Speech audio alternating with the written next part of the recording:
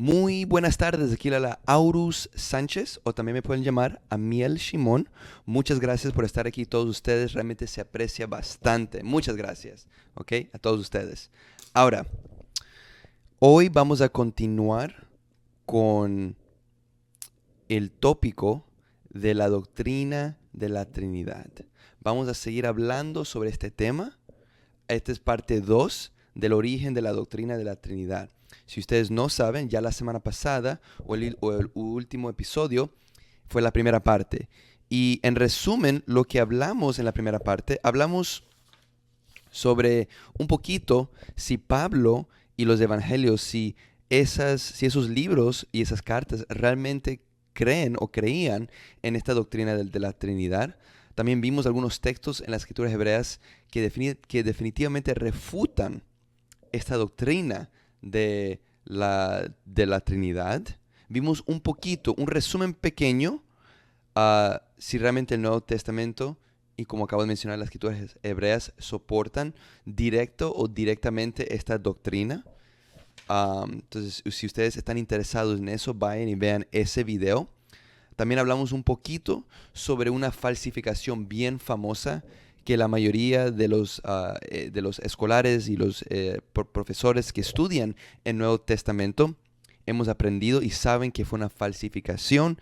Se llama Johannine Comma, la coma de Johannina, que se salió en 1 de Pedro capítulo 5, versículo 7, que todavía aparece en la Reina Valera específicamente. Y hablamos un poquito de cómo eso pasó. Y ahora, hoy día, vamos a contestar algunas preguntas. Por ejemplo, vamos a hablar sobre muchas de las sectas que existían en el principio del cristianismo, cuando el cristianismo se estaba transformando. ¿Qué tipo de sectas o enseñanzas o creencias tenían las sectas más famosas del cristianismo en aquel entonces? Porque si usted no sabe, lo que hoy día se piensa y se cree y la teología de Jesús que muchos cristianos siguen hoy día, vemos que en el principio del cristianismo no se pensaban muchas cosas que hoy día sí se piensa o se cree.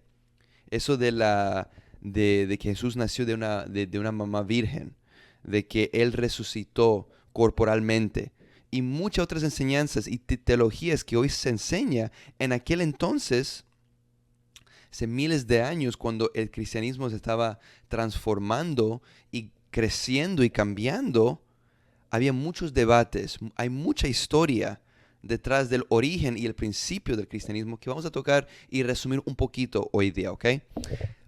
Pero vamos a contestar las preguntas, por ejemplo, ¿en cuántos dioses creían los primeros cristianos? ¿Cuáles eran estas sectas famosas que tenían creencias diferentes? Y al final del día vamos a aprender un poquito cómo es que hoy día la mayoría del cristiandad, la mayoría dije, no todos, cómo es que llegamos a este punto del cristianismo ortodoxo. ¿Y qué significa esa palabra ortodoxo? Vamos a contestar estas preguntas que para mí y para a lo mejor ustedes que saben del cristianismo, para ustedes va a ser bien interesante escuchar esto, ¿ok? Pero antes de empezar, primeramente quería darle las gracias a nuestro patrocinador William Hall y Tanakh Talk, que me ha dado a mí la oportunidad de estar aquí, hablar con ustedes, dar esta información de hablar de las escrituras hebreas, del Nuevo Testamento, de la historia de la Biblia. Tenemos estas oportunidades de estar juntos, de hablar y de contestar sus preguntas aquí. Nos ha dado esta oportunidad. Entonces, muchas gracias a William Hall y su canal Tanakh Talk, y también al rabino Tobias Singer por darme a mí la oportunidad de tomar sus libros y hacer resúmenes de los capítulos de sus libros. Y si ustedes no tienen sus libros, él tiene dos volúmenes, que el título es Let's Get Biblical. Why doesn't Judaism accept the Christian Messiah? Porque el judaísmo no acepta el Mesías cristiano. Si usted entiende o sabe cómo leer el inglés, compre estos libros, son excelentes. Pero si no, no se preocupe, estoy aquí para resumir este libro. Pero en un futuro, este libro sí va a estar en español. ¿Ok? Ahora, empecemos ahora, espere. Ya vimos aquí. Ok, vamos a contestar la primera pregunta. ¿En cuántos dioses creían los primeros cristianos? Esto es fascinante. Porque, como mencionamos en el video pasado, y hoy día quiero también poner énfasis, vemos que la doctrina de la Trinidad ya fue cumplido, y ya como la Trinidad se ve hoy día, ese concepto, esa doctrina fue hecha y fue acabada ya cuando llegamos al cuarto siglo. Pero vemos que la cristiandad, no quiero decir que empezó, pero el origen de lo que ahora se conoce como la cristiandad empieza ya en el primer siglo, en el segundo siglo, y después vamos más adelante, ¿ok? Ahora, vemos que esta enseñanza, esta noción de que Jesús es divino, ¿verdad? Este concepto de Jesús es divino, que no solamente es un hombre, vemos que esto poco a poco, cuando el cristianismo se está formando, se empieza a crecer y empieza a dar una evolución tremenda. Y vemos que en el principio, los cristianos más tempranos, los primeros cristianos, ellos no creían que Jesús era divino, no creían en este concepto de que Jesús nació de una mamá virgen, o de que Él resucitó y tuvo una resurrección física, o de que Jesús fue creado hace miles de años, que en el principio, cuando Dios empezó a crear el mundo, Jesús le ayudó a Jesús. Los primeros cristianos no creían en nada de esto, no. Y vemos que esta forma de pensar, esta perspectiva, se llamaba la perspectiva de los adopcionistas. Estas personas, los adopcionistas, pensaban esto, lo que acabo de mencionar. Ellos no creían esto. Ellos creían que Jesús nació de una unión sexual entre María y José. En María y José, que salen en el Nuevo Testamento, y que Dios adoptó a Jesús como su hijo en su bautismo. Esto, en resumen, esta es la perspectiva de los adopcionistas. Bien interesante. Ahora, también quiero mencionar que si usted no sabe esto, no se preocupe, pero el evangelio más temprano, el evangelio más viejo que tenemos es el evangelio de Marcos, no es Mateo. Yo sé que pusieron a Mateo primero, después es Marcos, Lucas y Juan, pero Marcos viene antes. Es el más viejo, y también en el inglés se dice que Marcos es el evangelio, la palabra es least embellished, que quiero asegurarme que estoy diciendo esta palabra correcto. Vemos que el evangelio de Marcos es el más viejo, pero también el menos adornado.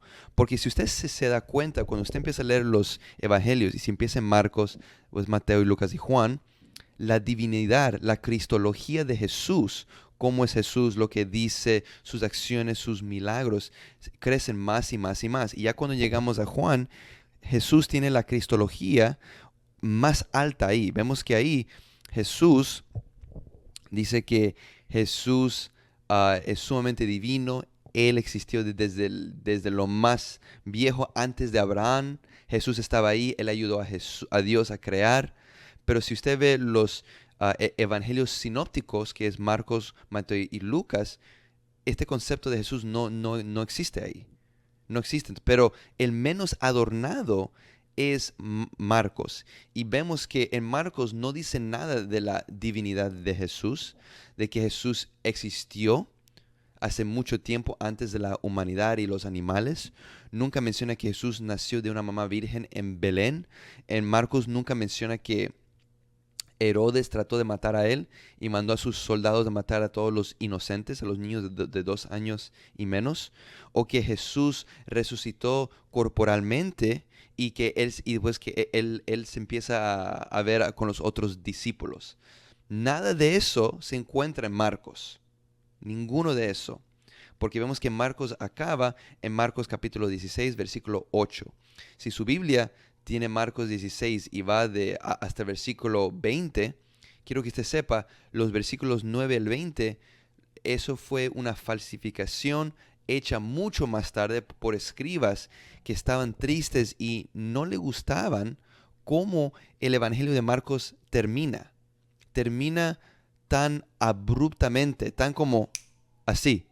No tiene un buen final. Si usted lee el final de Marcos, dice que las mujeres que vemos que era Salomé y las dos Marías, ¿qué es lo que ocurre? Al final de Marcos, las mujeres huyen de la tumba, no le dicen nada a nadie porque tenían miedo. Y ahí acaba Marcos.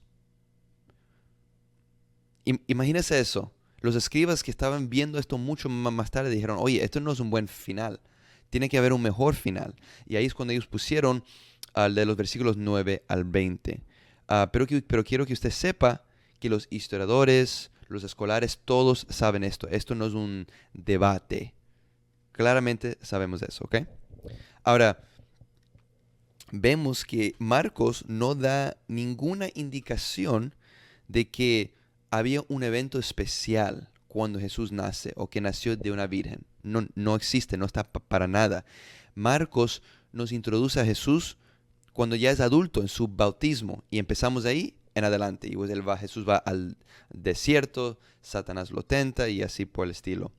Y vemos que en el principio de la historia cristiana, vemos que Marcos era el único libro, era el único evangelio que existía por mucho tiempo. Porque ya Mateo es escrito en el año 80, Lucas 85, pero Marcos en el año 70 de la era común. Entonces, estos conceptos que mencioné de que cuando él resucitó le apareció a sus seguidores, nació en Belén, que nació de una forma milagrosamente, todo esto está puesto mucho más tarde. Pero ¿por qué no está puesto en Marcos? Pónganse a pensar en eso.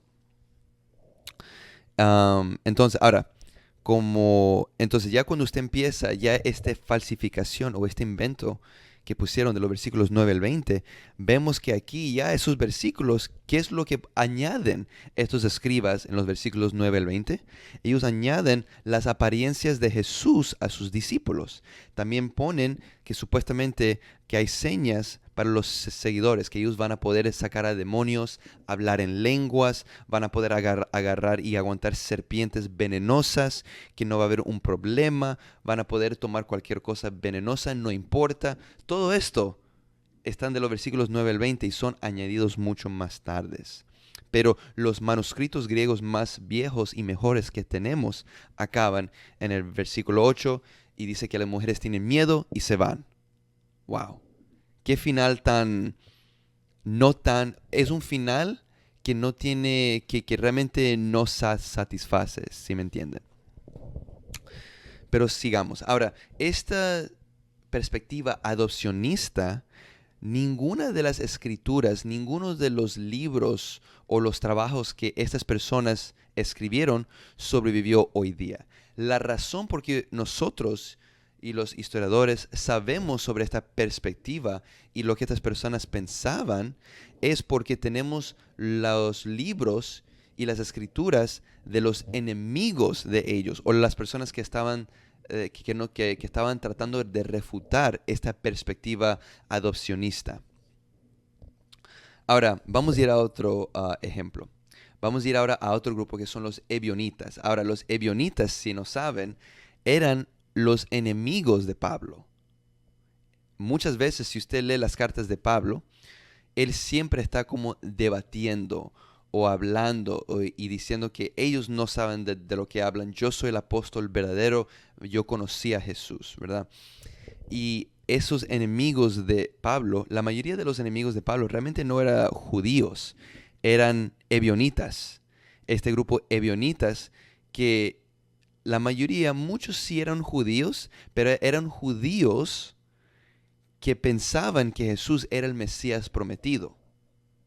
Interesantemente, pero vamos a aprender un poquito más. Los ebionitas eran un grupo de judíos que se habían convertido al cristianismo, el cristianismo que existía en aquel tiempo, y eran bien famosos. Ellos decían que para ser un seguidor de Jesús tenías que hacerte judío o tenías que convertirte al judaísmo y tenían que seguir las leyes judías que fueron dadas a Moisés. Porque recuerda, a Moisés se le fue dada a 613 mitzvot. mandamientos para el pueblo judío, y esos son los mitzvot escritos que tenemos en la Torah, en el Pentateuco. Pero también a Moisés se le fue dado dos Torahs, la Torah escrita, que sale en el Pentateuco, pero también la Torah oral, la Torah Shebal Peh, que hasta hoy día tenemos, ¿verdad? Pero pongamos eso a un lado. Los ebionitas pensaban esto, ellos pensaban que si querías ir a Jesús y Él era tu Mesías, tenías que hacer esto. ¿Sí? Las leyes de Moisés que fueron dadas a Dios, tenías que comer kosher, observar el Shabbat, observar todas las fiestas judías y así por el estilo. Y esto, esta forma de pensar, puedo decir que era una de esto refleja uno de los pensamientos más primitivos del cristianismo al principio. ¿Ok? Entonces ellos decían para los ebionitas que Jesús era el Mesías, pero él fue concebido como cualquier otra persona por una unión sexual entre la mamá y el papá, José y María. Ellos tenían esto en común con los adopcionistas. Ellos también pensaban que Jesús era una persona bien justa, era bien leal, sabía la Torah muy bien, sabían las leyes judías muy bien, y que él fue escogido por Dios en su bautismo para ser el Hijo de Dios y ser el Mesías, el Mesías. Pero básicamente lo vieron a Jesús como un hombre normal, imperfecto, pero era bien justo. Un sadik, una persona bien justo que amaba a Dios y que sabía mucho y podía enseñar. E interesantemente, si usted estudia el judaísmo y las escrituras hebreas, el Mesías que las escrituras hebreas habla de, ese Mesías ben de David que todavía estamos esperando y que venga pronto, ese Mesías en el judaísmo y más importante en las escrituras hebreas, el Mesías va a ser un hombre normal. Él va a ser imperfecto. Hasta el profeta Ezequiel dice que cuando el Mesías venga y cuando el tercer templo sea reconstruido, porque tenemos los planes de cómo el tercer templo tiene que ser reconstruido físicamente en Jerusalén, están los últimos 7, 8 capítulos de Ezequiel.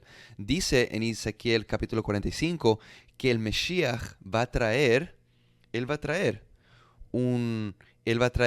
una ofrenda para él mismo. Él va a traer una ofrenda para él mismo. Y si usted estudia la Torah, el Pentateuco, especialmente el libro de Vayikra, de Levítico, usted va a ver que había muchas de las ofrendas que se tenía que traer al templo específicamente, era para pecados que uno cometía.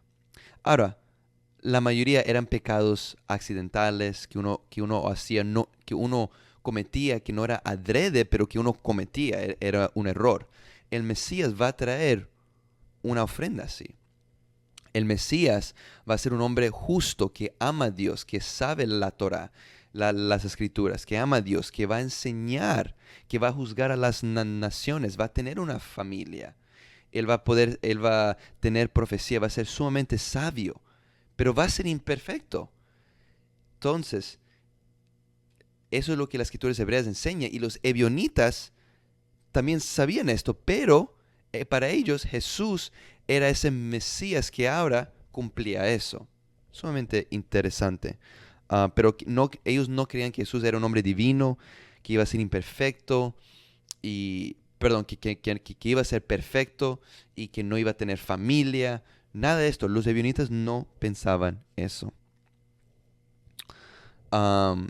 Y esta idea de que Jesús y Dios son uno, los ebionitas no creían esto. Porque si Jesús es Dios y su Padre también es Dios, ahora esos son dos dioses, no uno. Para ellos eso es idolatría. Y como vimos en el último video, parte 1, vimos que la Torah nos dan tantos textos que nos demuestra que Dios no es un Dios que tiene muchas partes o que es una multiplicidad, o que puede ser dividido, o que es uno pero tiene diferentes niveles, o tiene tres personas adentro. No. Deuteronomio 6:4, claramente, y muchos otros textos que puse en el video pasado, en la parte 1, demuestra que eso es idolatría y no se puede aceptar eso. ¿Ok? Sigamos pues. Ok, ahora vemos que este grupo, los ebionitas, eran, como mencioné, los enemigos de Pablo. Y estos enemigos de Pablo salen muchas veces en sus cartas, pero también en el libro de Hechos. Este grupo consideraba a Pablo como un loco. Este es un apóstata, este es un loco que ni siquiera es un apóstol, está diciendo un montón de cosas locas, está inventando cosas. Ellos creían esto y constantemente estaban peleando con Pablo, porque si usted estudia lo que Pablo escribe, él enseña de que Jesús cuando él vino, trajo un final. Jesús trajo un final a la ley judía. Ya no necesitaba seguir eso. No, ya no tiene ningún propósito. Entonces los ebionitas veían a Pablo como un enemigo, un blasfemador, un archienemigo, por así decirlo. Y Pablo también decía lo mismo de ellos, que ellos son locos, que los ebionitas son locos, no saben de lo que hablan. Y constantemente había una pelea, no había ningún amor entre ellos. Y vemos que los enemigos de Pablo, ellos se consideraban y se veían como los seguidores verdaderos de Jesús. ¿Verdad? Ellos decían, nosotros somos los seguidores verdaderos de Jesús. Igualmente como el hermano de Jesús, Santiago, y como el apóstol Pedro, todos ellos y también los que estaban en Jerusalén, todos nosotros somos los seguidores verdaderos de Jesús. Tú, Pablo, eres un loco. Tú no sabes de lo que hablas. ¿Ok? Otra vez es un resumen, hay mucho más que podemos hablar, pero este es un resumen de este grupo. Sigamos. El próximo grupo, los marcionitas. Ahora, este grupo creían y pensaban en lo contrario, completamente lo contrario del grupo de los ebionitas. Entonces, vamos a ir a los marcionitas. Ellos se llamaban los marcionitas porque el que empezó esta secta o este grupo era un evangelista, un escolar, un estudioso bien interesante, y su nombre era Marcion. Y él y los que siguen este grupo pensaban que Pablo sí realmente era un apóstol verdadero. Y él era el Pablo él era el apóstol verdadero que realmente entendía a Jesús y seguía al Dios verdadero. Esto es lo que ellos pensaban. Vemos que este grupo se hizo bien famoso y grande en el segundo siglo, como en el medio del segundo siglo. Y él decía que el judaísmo y la cristiandad eran dos religiones completamente diferentes y que no hay ninguna forma en que el judaísmo y la cristiandad se pueden conectar. Es imposible. Esto es lo que él decía, que no hay forma. Marcion decía que las enseñanzas de la ley de Moisés eran lejanas del evangelio, completamente diferentes, dos mundos diferentes, y mencionaba que el Dios de Jesús y Pablo, ese realmente era el Dios superior y era mejor que el Dios del Viejo Testamento o de las Escrituras hebreas. Él decía, el Dios del Nuevo Testamento, de los Evangelios y de Pablo, es un Dios diferente que el Dios de las Escrituras hebreas. Esta era su conclusión lógica, entre comillas, si podemos decir eso. Él los separaba, el Dios menor de los judíos, que creó el mundo, y también el Dios de Jesús, que vino a este mundo a salvar a la humanidad del Dios bravo y del Dios malo que creó los judíos y que creó este mundo. Bien diferentes, ¿verdad? Entonces, en otras palabras, o en una conclusión, el Dios del Viejo Testamento escogió a los judíos, les dio una ley que no podían seguir, entre comillas, y que realmente era un Dios malo, que no realmente amaba a todo el mundo y que los condenaba si ellos eran desobedientes.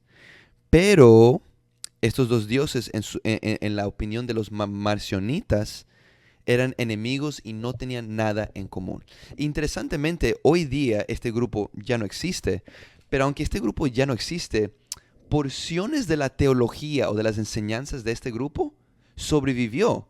Y hasta hoy día hay muchos cristianos que tienen este pensamiento de que la ley judía o la ley que le fue dado a Moisés para el pueblo de Israel es una ley que no se puede realmente seguir. Es imposible y difícil Y la única razón por qué esta ley fue dada, porque es un reflejo o era una alusión, era una sombra para Jesús que iba a venir bien pronto. Pero eso es completamente no cierto. Es una forma equivocada de cómo ver estos mitzvot, estos mandamientos que Dios le dio a Moisés y al pueblo judío. Pero si usted está interesado en eso, yo puedo hacer un video hablando más de eso, ¿ok? Pero sigamos. Am, Estos marcionitas también decían que Jesús no tiene ninguna conexión a este mundo inferior y a este mundo material, el Olam Hazé. No hay ninguna conexión entre Jesús y este mundo y entre el Dios de los judíos. Para nada, para nada. Ahora sigamos hablando de estos, porque ahora se va a poner mucho más interesante. Según este grupo, Jesús realmente no nació y no tenía un cuerpo físico. Recuerda que mencioné anterior, ellos no creían que Jesús tenía una conexión con este mundo inferior o con el Dios de los judíos o el Dios de esta tierra. Que no había conexión para nada, eran diferentes. Ellos creían en dos dioses. Imagínense eso. Y eso no es monoteísmo, pero esto es lo que ellos creían. Ellos creían que el cuerpo de Jesús no estaba hecho de sangre ni de carne. Entonces, cuando dice en el Nuevo Testamento que él estaba comiendo, bebiendo y que murió y que sangró, ellos decían que todo esto era realmente era como un fantasma, una aparición, un sueño. Realmente esto no realmente estaba pasando. Jesús parecía que era humano, pero realmente no era. Si me entienden. Esto es lo que ellos creían. Y en realidad que él nunca era parte de ninguna de estas actividades en la tierra. Que él convirtió agua en vino. Nada de estas cosas, él no realmente hizo estas cosas. Su cuerpo solamente era un fantasma. Realmente no existía. Parecía, pero realmente él no estaba ahí. Parecía que Jesús murió en ese madero o en esa cruz para que sus seguidores se pudieran escapar de este mundo y pudieran seguirlo. Y pudieran escaparse de este mundo y el mundo y ese Dios cruel de los judíos. Entonces, diciendo todo esto, a lo mejor usted está pensando esto. Entonces, ¿qué hacían los marcionitas con las escrituras hebreas? Bueno, ellos detestaban la Biblia hebrea. No creían en la Biblia hebrea. No quería nada que ver con eso. Para nada. Él hasta escribió un libro llamado el Antítesis, que demostraba que el Dios de las escrituras hebreas y el Dios de Jesús se odiaban y eran completamente diferentes. Pero vemos que Marción, el que empezó este grupo, él es realmente famoso porque él fue el primer persona que editó, entre comillas, un canon cristiano. Él fue, entre comillas, la primera persona que editó como una Biblia, una mini Biblia. La versión del Nuevo Testamento de él, solamente había 11 libros. Tenían 10 cartas del apóstol Pablo. Y esto no incluye Tito ni primera y segunda de Timoteo, porque según Marción, Pablo no escribió esas cartas. Y también tenía uno de los evangelios, tenía a Lucas, pero tenía una versión editada de Lucas. Y esos 11 libros era su versión del Nuevo Testamento. Ahora, la pregunta es, ¿qué hacía Marción con todas las referencias de las escrituras hebreas que sale en el Nuevo Testamento, que específicamente sale en Lucas y en las cartas de Pablo? ¿Qué hacía él con eso? Bueno, él insistió y decía que todas esas referencias que aparecían en esas cartas y en Lucas fueron escritas más tarde por escribas. Y lo que él hacía es que él editaba y sacaban esas referencias a las escrituras hebreas que aparecía en esas cartas de Pablo y en Lucas. Entonces la versión editada del Nuevo Testamento de los marcionitas era sumamente editada. Imagínense eso. Wow. Bien interesante. Entonces, una gran diferencia entre los ebionitas y los marcionitas. Ebionitas decían Jesús no es divino. Marcionitas decían, sí es divino, Él no es humano. Los ebionitas decían, hay un Dios. Marcionitas decían, no, hay dos dioses. Un grupo decía, los ebionitas decían que el único Dios creó el mundo y dio las leyes de Moisés, dio las leyes de la Torá a los judíos, que son eternos. Los marcionitas decían, no, Dios y Jesús son superiores y no tiene que ver nada que ver con estos mandamientos que le fueron dados a Moisés. Bien diferentes. Ahora, vamos a otro grupo. Vamos a los gnósticos. Gnósticos. Gnosis. Ahora, si no saben, la palabra gnosis es una palabra en griego que significa conocimiento. Entonces, este grupo, o también se puede decir que los gnósticos, habían muchos grupos gnósticos, pero vamos a ponerlos dentro de una sombrilla, de una categoría. Y estos gnósticos creían que lo más importante era el conocimiento, la información que Jesús daba. Y para ser salvado había que aprender y conocer y reconocer la información especial que Jesús daba. Uno no era salvado por fe. Eso es lo que ellos decían. No por fe, pero por el gnosis que Jesús dio. El conocimiento de Jesús. No por fe, ¿ok? Ahora, ¿qué tipo de conocimiento te podía salvar? Esa es la pregunta que a lo mejor usted se está preguntando. Bueno, era conocimiento de cómo este mundo fue formado, pero más importante, ¿quién es usted? ¿De dónde vino? ¿Cómo llegó aquí? Y cómo usted podía escaparse de este mundo inferior, de este mundo horrible. ¿Cómo es que usted podía salir de este mundo horrible? Y cómo usted podía regresar al mundo superior. ¿Cómo podía llegar allá arriba? Esto es la información que usted tiene que aprender. Los gnósticos sentían que ellos realmente que no eran parte de este mundo, que este mundo no era todo. Había que regresar al mundo superior, porque este mundo era lo peor. Y como los marcionistas, ellos pensaban que este mundo y que los cuerpos, era creado por un Dios inferior, pero Jesús, ellos creían, era una de esas personas divinas que vino del mundo superior y llegó aquí abajo para dar a los humanos información secreto, un gnosis secreto para ayudarnos a salir de este mundo inicuo. En resumen, esto es lo que los gnósticos pensaban. Y ellos eran una secta bien diversa y tenían creencias interesantes. Si tengo que ponerlo de una cierta forma, esto es lo que ellos creían, en un resumen.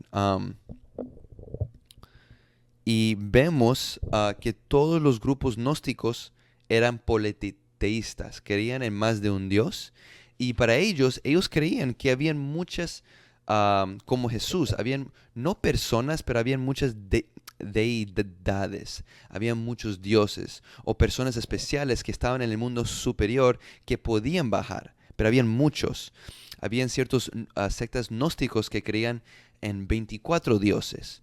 Otros pensaban que habían 202 dioses. Había más o menos. Otra vez, habían tantos sectas gnósticos que tenían creencias similares, pero pensaban a lo mejor había un número diferente que el otro y por muchas razones. Pero ellos eran bien empatéticos que el Dios verdadero realmente no era el Dios de las escrituras hebreas. Ellos también pensaban que ese Dios era malo e inferior y que había que salir de este mundo lo más pronto posible. ¿Ok? Ahora, vamos a la siguiente sección. El cristianismo ortodoxo. Entonces ya hablamos de los ebionitas, la perspectiva adopcionista, los marcionitas y los gnósticos. Otra vez, todo esto es resumen. Es un resumen. Si usted quiere, hay tanta información que usted puede leer y aprender de. Hay mucho más, ¿ok? Pero solo quiero dar un resumen. Ahora hablemos ahora del cristianismo ortodoxo. Ahora, ¿qué significa esa palabra griega? Ortodoxo. La palabra ortodoxo viene del griego y significa la creencia verdadera. Eso es lo que significa. Entonces, si alguien dice, bueno, yo soy de esta secta, pero es ortodoxa, significa que mi secta o mi religión es el que tiene la creencia verdadera. ¿Ok? Así de fácil, bien simple. Ahora, este cristianismo ortodoxo, que otra vez va a pasar mucho tiempo, cientos de años, que el cristianismo ortodoxo es el cristianismo que eventualmente gana, por así decirlo. Es el cristianismo que eventualmente se vuelve el ortodoxo y que eventualmente la mayoría de las personas van a creer de esta forma. ¿Verdad? Van a pensar su teología, su pensamiento de Jesús y del cristianismo y de Dios y todo eso. Eventualmente la mayoría de los cristianos, la forma en que van a pensar y su teología se va a llamar el cristianismo ortodoxo, porque este grupo es el que le gana a los marcionitas, a los gnósticos, a los ebionitas. Este grupo es el que gana más, es el que va a obtener más seguidores, es el que es más fuerte, el que tiene más representación en Roma y es el que eventualmente Constantino, el emperador, en el año 312 de la era común, el emperador romano Constantino, cuando él se convierte a ser cristiano, es este grupo en el que él se mete. Y es este grupo el que eventualmente gana. Porque otra vez, durante todos estos cientos de años hay debates aquí, por allá, esta persona, este país, y están debatiendo por cientos de años tratando de averiguar quién es Jesús, él es Dios o no, por qué, qué es lo que el cristianismo piensa y cree y por qué.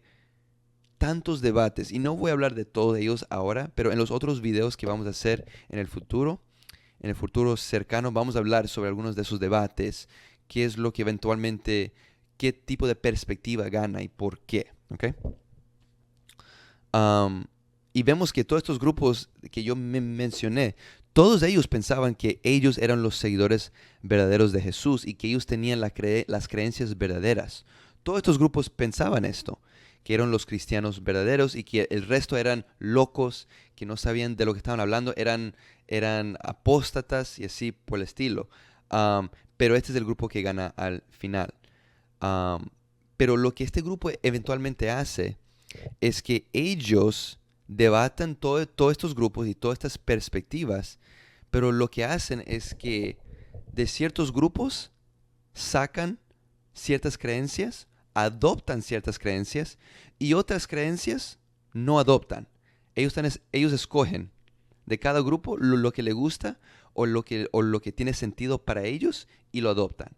Y el resto lo votan y dicen, no, esto es apostasía, esto no concuerda con lo que nosotros creemos o lo que el Nuevo Testamento o lo que Jesús dice, o por cualquier otra razón que ellos dicen. Am, y cuando y ya cuando llegamos hasta al final del cuarto siglo, es esta forma que acabo de mencionar, esta forma del cristianismo que gana, y la mayoría del mundo en aquel entonces que son cristianos van a pensar de esta cierta forma. Ahora, la forma que esta secta o que este grupo empieza a construir y empieza a cambiar esta doctrina de la Trinidad, la forma en que lo hizo es como lo que acabo de decir. Escoge lo que quiere y el resto lo vota. Y poco a poco, haciendo eso, esta doctrina de Jesús y de la Trinidad sigue creciendo. Por ejemplo, este grupo del cristianismo que se convierte al cristianismo ortodoxo, que eventualmente es la Iglesia Católica, esta secta, por ejemplo, o este grupo que eventualmente gana, estaba de acuerdo con los ebionitas en el concepto y la creencia de que Jesús sí fue humano. Ellos decían, sí, Jesús sí fue humano. Cuando Él estaba aquí, Él sí era de carne y hueso, pero ellos no estaban de acuerdo con los ebionitas cuando decían que Jesús no era divino. Ellos decían, no, Jesús era hombre, pero también es divino. Estaban de acuerdo con los marcionitas cuando los marcionitas decían que Jesús era divino, pero este concepto de que Jesús realmente no estaba en la tierra, solamente él era como un fantasma o era una aparición. Este grupo ortodoxo dice, esa parte no es cierto. Pero la otra parte, que Jesús sí es divino, estamos de acuerdo con, ¿ok? Ellos también estaban de acuerdo hasta cierto punto con los gnósticos. Cuando ellos decían, cuando los gnósticos decían que Jesús es el que enseña la forma de ser salvados, ellos estaban de acuerdo con esto. Pero lo que no estaban de acuerdo es que cuando los gnósticos decían es el gnosis, es la información que Jesús da, eso es lo que salva. Para ellos, para el cristianismo ortodoxo o este grupo que gana, ellos decían no, la forma que Jesús salva a la gente es porque Él murió por nuestros pecados. Entonces vemos, estaban en desacuerdo y acuerdo con los marcionistas, los gnósticos, los ebionitas. Por ejemplo, también ellos estaban en desacuerdo con los marcionitas y gnósticos cuando ellos decían que este mundo era completamente inicuo. Ellos no creían esto, pero estaban de acuerdo con los ebionitas que decían que este mundo hay bueno, pero nacemos con pecado. Ellos estaban de acuerdo con eso. Y también al revés, que cuando los marcionitas decían que Pablo era el apóstol, un apóstol verdadero, ellos estaban de acuerdo con eso. Pero los ebionitas decían, no, Pablo es falso. Ellos estaban en un desacuerdo. Otra vez, estoy dando ejemplos, muchos ejemplos, porque quiero que ustedes se den cuenta que ellos estaban de acuerdo, debatían con todas estas perspectivas, lo que le gustaban sacaban, lo que no lo botaban a la basura y decían, ustedes son locos, son apóstatas, aléjense de nosotros, no queremos nada que ver con ustedes. Y ellos decían que solamente hay un Dios, no que hay 2 o 3 dioses o cientos de dioses. No creían eso para nada. Pero ahora, la pregunta que les quiero dejar es que si, y eventualmente en la historia, esto es lo que va a pasar.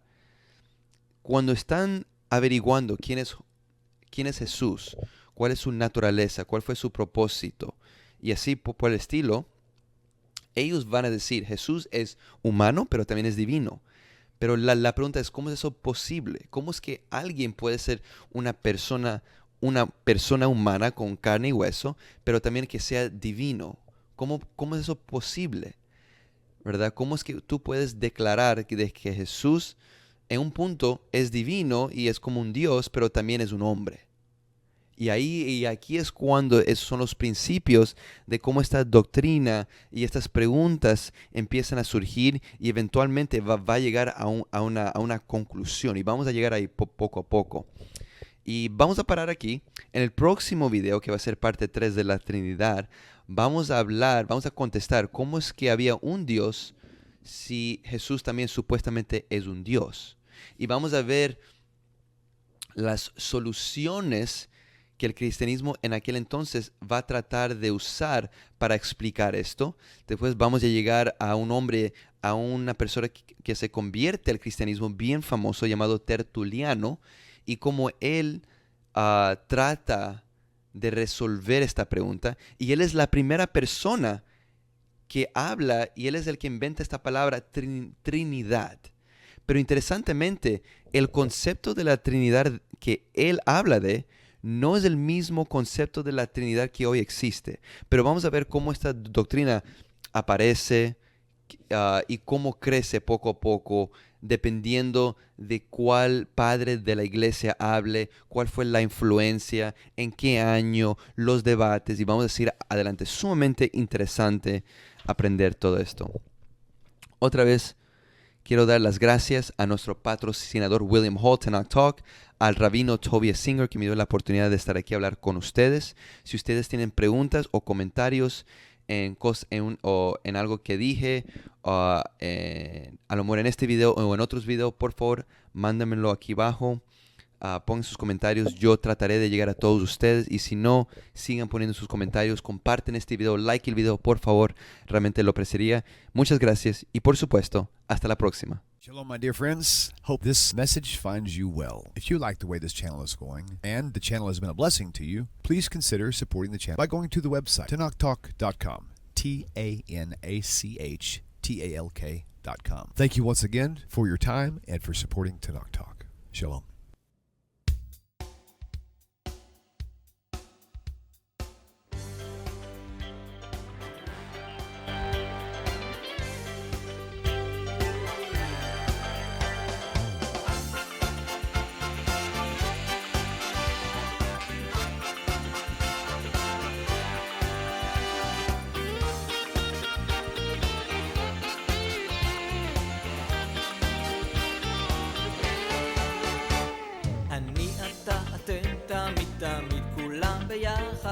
חשוב מכל חשוב והכרחי